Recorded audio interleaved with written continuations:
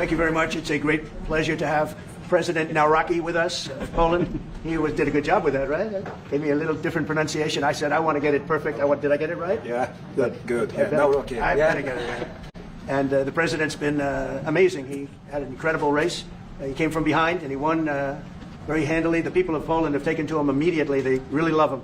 There's great love and respect. He's a very successful man, but he went into a political hatchet, so to speak. It was a pretty tough race, pretty nasty race, and he beat them all, very easily. And now he's become even more popular as they got to know him and know him better. He's doing a really fantastic job. So it's an honor to. I also endorsed him, so I'm very proud of that. I don't endorse too many people, but I endorsed him, and I was very proud of that. The job he's done. I want to thank Vince Haley for that recommendation. Vince was fantastic, and I appreciate it.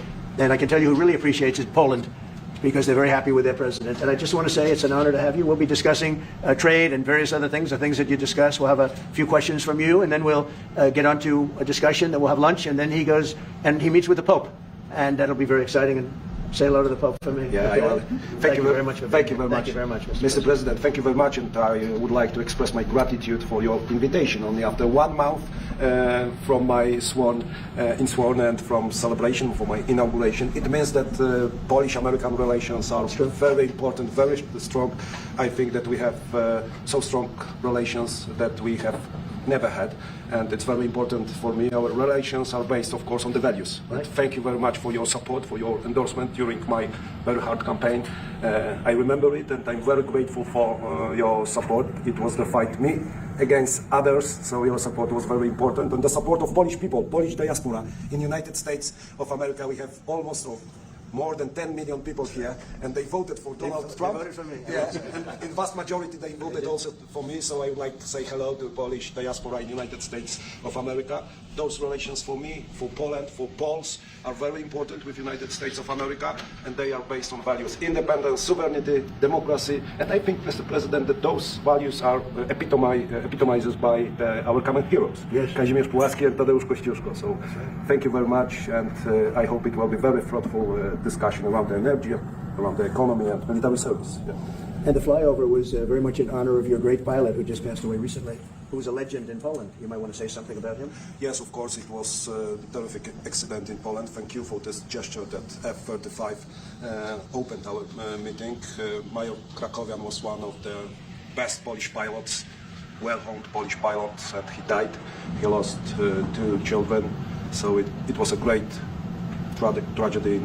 He was a legend in Poland, actually. A legend as a pilot. He was an incredible pilot. And I think he went to the Air Force Academy, actually. But he was a fantastic pilot, and it was a big setback. The people of Poland are very, very sad, so we thought we'd do that. That was the single plane that swooped up. And machines, American machines, opened our meeting. It was great. And we are waiting for 32 F-35s in Poland. So it also shows that we have great relations according to the best military equipment on the world, American equipment, which build Polish security too.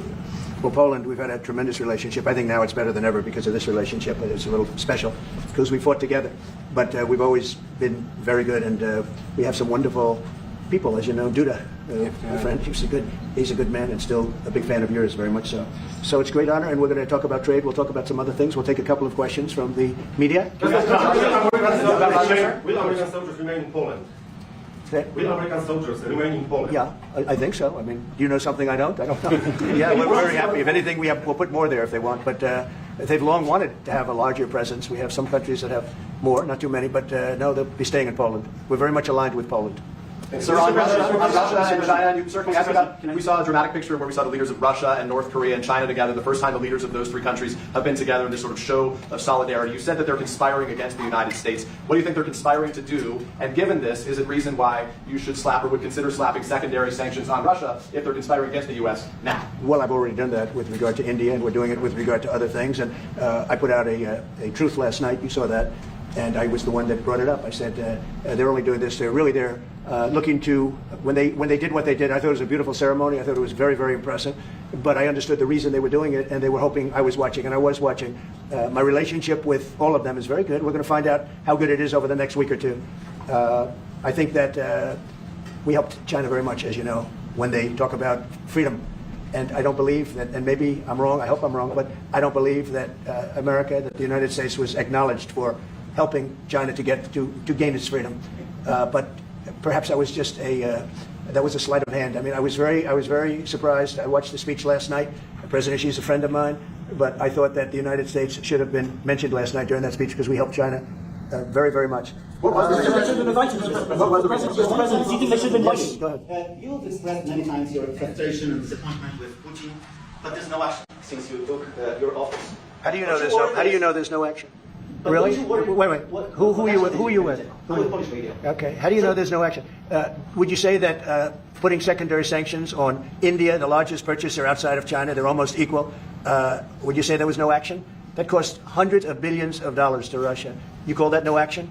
And I haven't done phase 2 yet or phase 3. But when you say there's no action, I think you ought to get yourself a new job. Because if you remember, 2 weeks ago I said, if India buys, India's got big problems, and that's what happened. So don't tell me about that. Mr. President, right now there have been survivors of Jeffrey Epstein speaking at a press conference on Capitol Hill. They're calling for these case files, these documents to be released. And Thomas Massey, who is sponsoring a discharge position to get the House to vote on the release of those documents, says he doesn't believe you're implicated in these files, but many of your friends and donors may be, and he says that's why the Justice Department is redacting them and slow walking the release. Is the Justice Department protecting any friends or donors, sir? So this is a Democrat hoax that never ends. You know, it reminds me a little of the Kennedy situation. We gave him everything over and over again, more and more and more, and nobody's ever satisfied. From what I understand, I could check, but from what I understand, thousands of pages of documents have been given. But it's really a Democrat hoax because they're trying to get people to talk about something that's totally irrelevant to the success that we've had as a nation since I've been president. Even if you look at D.C. right now, D.C., it's a totally safe zone. It's called a safe zone. That's a term. It's a term of art. It's a safe zone because it's very safe. You can walk down the street now and nothing's going to happen. No crime, no murders, no nothing. Because we had a lot of problems with certain places, and we still do. All run by Democrats, or for the most part run by Democrats. So what they're trying to do with the Epstein hoax is get people to talk about that instead of speaking about the tremendous success like ending 7 wars. I ended 7 wars. Nobody's going to talk about because they're going to talk about the Epstein, whatever. Sir, I understand that we were subpoenaed to give files, and I understand we've given thousands of pages of files. And I know that no matter what you do, it's going to keep going. And I think it's enough because I think we should talk about the greatness of our country and the success that we're having. I think we're probably having, according to what I read, even from 2 people in this room, we're having the most successful 8 months of any president ever. And that's what I want to talk about. That's what we should be talking about, not the Epstein hoax. When did you make a decision on Ukraine, Mr. President? I have no message to President Putin. He knows where I stand, and he'll make a decision one way or the other. Whatever his decision is, we'll either be happy about it or unhappy. And if we're unhappy about it, you'll see things happen. Venezuela, can you give us a sense of what the U.S. policy or what you're trying to achieve with the aircraft carriers, or the boats, I should say, in near Venezuela, and also the boat that you mentioned yesterday where 11 people were killed? What was found on that boat, and why were the men killed instead of taken? On the boat, you had massive amounts of drugs. We have tapes of them speaking. It was massive amounts of drugs coming into our country to kill a lot of people. And everybody fully understands that. In fact, you see it. You see the bags of drugs all over the boat. And they were hit. Obviously, they won't be doing it again. And I think a lot of other people won't be doing it again when they watch that tape. They're going to say, let's not do this. We have to protect our country, and we're going to. Venezuela has been a very bad actor. They've been, as you know, they've been sending millions of people into our country, many of them Tren de Aragua, some of the worst gangs, some of the worst people anywhere in the world in terms of gangs. And we had some in Washington, D.C. We took care of them very quickly, but they're out of here. They've gone. But Venezuela has been very bad, both in terms of drugs and sending some of the worst criminals anywhere in the world into our country. They emptied out, you don't know this, but they emptied out their prisons in Venezuela, and they emptied them out into the United States of America. And that's part of the problem we have. We're getting them out rapidly, but it's caused a tremendous problem. And Pete and all of the people that are working very hard to rectify the stupidity of the Biden administration, allowing these people to pour into our country with open borders. We are paying a big price as a country for the incompetence of the Biden administration. But think of it. Opened up prisons, drug dealers, drug lords, everything coming out of Venezuela. They said, and we said, we're not going to put up with it anymore. So Venezuela has been one of the worst actors in the whole group, and we have a group of pretty bad actors. Are you wanting to force withdrawal? Yeah, thank you, Mr. President. At the end of this month, the government, or the Congress, has to pass a budget. Do you think we can avoid a government shutdown? Yeah, I do. I think the Republicans will vote for an extension. We won't have any Democrat votes. We could give the greatest budget ever. Tax cut of 50%, everybody taken care of, perfect for women, perfect for men, perfect for minorities, perfect for everything, and we wouldn't get one vote for the Democrats because they've lost their mind. They are so deranged. They have Trump derangement syndrome. And I don't want to burden the Republican Party with it, but they really are. They've become almost sick. They actually think there is a disease. It's called Trump derangement syndrome. They've got it. No matter what we did, no matter how good, you could give them everything that they've ever dreamed of, and you wouldn't get one vote. These are sick people, and I think we're going to have a tremendous midterm. We just approved the largest tax decrease in the history of our country. We have things, if you think of it, no tax on tips, no tax on Social Security for our seniors, no tax on overtime, deductions when you buy a car and you borrow money to buy a car. First time they've ever seen anything like this. Middle-income people get deductions. You get a deduction when you buy a car. Nobody's ever seen. And by the way, they're selling cars like crazy. Cars are pouring back because of the fact that we have tariffs. Cars are pouring back into our car plants are pouring back into our nation. They're coming from all over the world. They're coming back. You know, we lost about 54% of automobile manufacturing over a 30-year period, 35-year period. They're all coming back. I think they're coming back higher than ever before. We have AI going up. What we've done is amazing, and what we've passed is amazing. But the Democrats, I don't believe, will get one vote. It's very anti-crime. We want anti-crime. They're in favor of crime. We're against crime. You know, they gave us things like men playing in women's sports, open borders for everybody, transgender for everybody. I mean, they want a transgender for all of the crazy things that they were saying. And, you know, people would say they're 80-20 issues. I say they were 97-3. I always say 97-3, and nobody knows who the three are. This is the best issue of all. They are against preventing crime. They are fighting us. I want to go into Chicago, and I have this incompetent governor that doesn't want us. Do you know that this weekend 72 people were shot in Chicago? I'm embarrassed to say it in front of the president of Poland. 11 people were killed. 72 people were shot. Last week, 7 people were killed in Chicago, a place which is probably your number one place. I hate to say it. Yeah, a lot of Poles in Chicago. And we got to keep it safe. But 7 people were killed. The week before that, 5 people were killed, and 21 people were shot. This is in 3 weeks. So in 3 weeks, I lost almost 35 people were killed. It could have been stopped. If you look at Washington, D.C., 3 weeks ago, it was the same or worse. And now it's considered a totally safe zone. Restaurants are open. They're bustling. Restaurants, you have to see, restaurants were dying. Nobody wanted to go out. They didn't want to be attacked. They didn't want to be mugged. They didn't want to be attacked even in the restaurant. And you take a look at what's happened. Friends of mine that haven't gone to a restaurant in 4 years, one of them went out 5 times in the last 2 weeks to a restaurant with his family. They feel totally safe. Washington, D.C. is a totally safe city. You're not reporting any crime because there is none. They said crime is down 87%, and I said, no, it's not. It's down 100%. We have a great thing going. I could do that with Chicago. We could do that with New York. We could do it with Los Angeles. So we're making a determination now. Do we go to Chicago, or do we go to a place like New Orleans, where we have a great governor, Jeff Landry, who wants us to come in and straighten out a very nice section of this country that's become quite tough, quite bad. So we're going to be going to maybe Louisiana, and you have New Orleans, which has a crime problem. We'll straighten that out in about 2 weeks. It'll take us 2 weeks, easier than D.C. But we could straighten out Chicago. All they have to do is ask us to go into Chicago if we don't have the support of some of these politicians. But I'll tell you who is supporting us, the people of Chicago. And I sort of want them to let it be known. They have incompetent people. A guy like Gavin Newsom, he's the governor of a state that if we didn't go into Los Angeles with our soldiers, with our National Guard, you wouldn't even be having the Olympics there. They were going to take it. And remember this, your top law enforcement officer in Los Angeles said, there's no way we could have done this without President Trump coming in with the troops. We saved Los Angeles and we saved the Olympics. Thank you very much. Thank you. Mr. President, in regards to Gavin Newsom, would you be open to a congressional investigation in regards to the specific Palisades fire where killed 12 seniors to see if there's any negligence on Gavin Newsom or Karen Bass in regards to those deaths? Well, I'll tell you, there's negligence on not getting people permits. That is negligent. We got all of the federal permits. Lee Zeldin. The federal permits are much more difficult. They were all gotten within 30 days. People could go build their houses. It's going to be years before they are allowed to build their house. And Karen Bass is grossly incompetent. And Newsom, this is a very incompetent guy. I watched him with the hands. I'm saying, what's going on with the hands? There's something wrong with him. Do you watch him? There's something wrong with this guy. But more importantly, he didn't allow the water to come from the Pacific Northwest. You know, they have tremendous amounts of water in California. People don't know. They send the water out to the Pacific Ocean. So I demanded it be open. If that were open during the fire, before the fire, you wouldn't have had the fire because all the sprinklers would have worked in the houses. They had no water. They had no water in the fire hydrants. You wouldn't have had the fires. It would have been put out after one house, 2 houses. But he stopped the water from coming in. And I had to send in the military to have that water opened after the fires. And now they have water, but he should have more because they still restricted. There's something wrong with these people. There's something really wrong. As to investigation, I view it as a gross incompetence. I view it as an ideology that's wrong. It's a radical left ideology. And if I didn't win this election, I think our country would be destroyed. I don't believe you'd be here right now, and our country would be destroyed. Yeah. Thank you, sir. What are the most important branches of interest between Poland and U.S. in your opinion? Well, it's just the relationship we have. I think there's a great trust and a great, more than most countries, more than almost any countries. We have some in a category that's very special, and Poland is in that category. We have a very special relationship. It's like the question about the soldiers that was asked. We never even thought in terms of removing soldiers from Poland. We do think about it with regard to other countries, but we would never know. We're with Poland all the way, and we will help Poland protect itself. I would like to add something. Yeah, of course, security is most important also for our relation. And I'm a historian, as you know, maybe, Mr. President.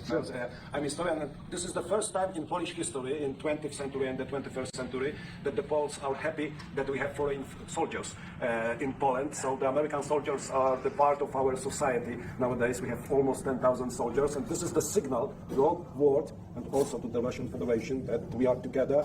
But we are not like the Poland free riders in Europe and in NATO. Mr. President Trump knows it, because our GDP for military service achieved 4.7. So we are probably the one NATO nation which is on this level, and we will not stop.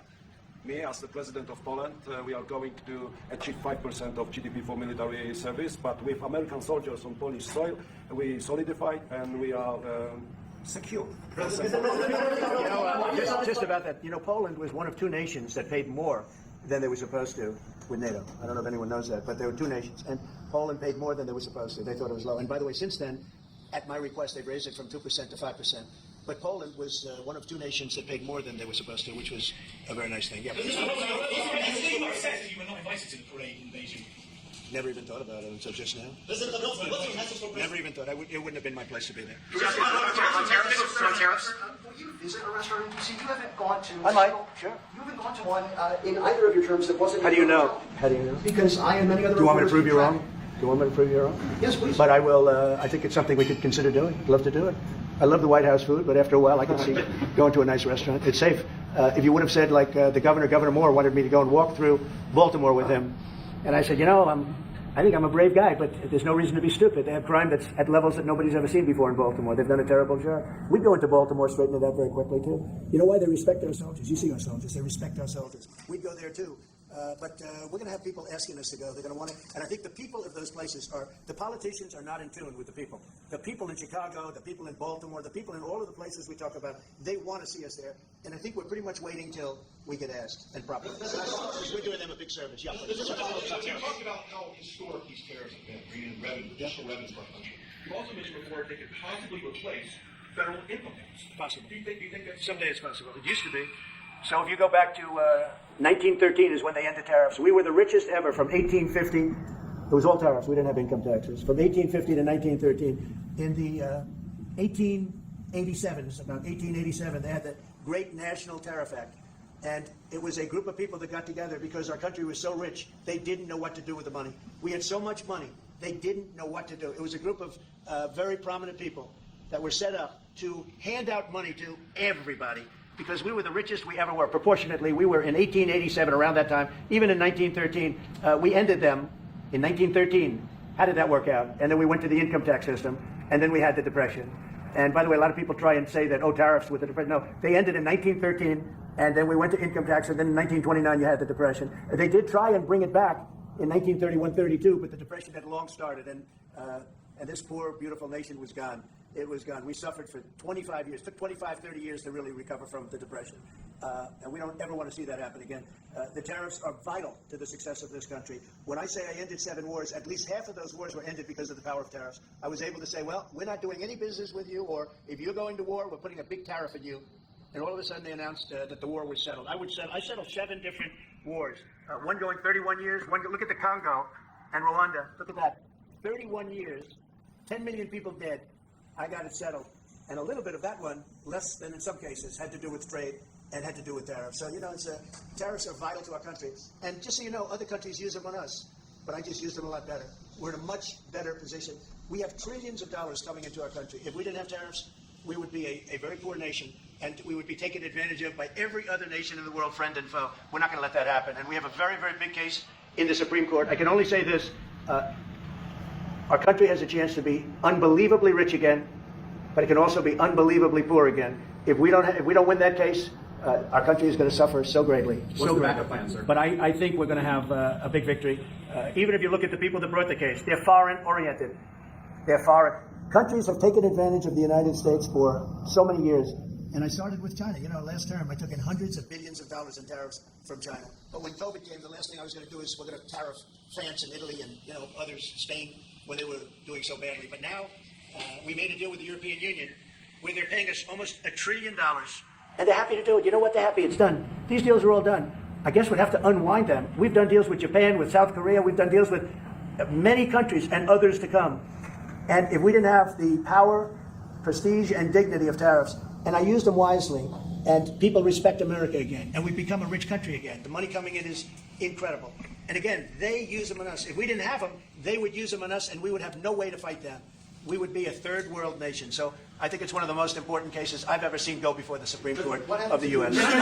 2 weeks ago, you gave Vladimir Putin a 2-week deadline to agree to talks with Volodymyr Zelensky. That deadline is now nearly approached. Can you give us any indication of when you will make it? Well, I'm having a conversation with him very shortly, and I'll know pretty much what we're going to be doing. We've taken very strong action, as you know. And in other ways, we've taken very strong action. But I'll be speaking to him over the next few days, and we're going to see. With who, sir? I'm going to know exactly what's happening. But I'm not happy with all the people. You got 7,819 people killed last week. Russian soldiers and Ukraine soldiers, right? Not American soldiers, not soldiers from Poland, but they're human beings. They're souls. They have parents. They wave goodbye to their parents, and their parents never see them again. That's the end of them. Over a stupid war.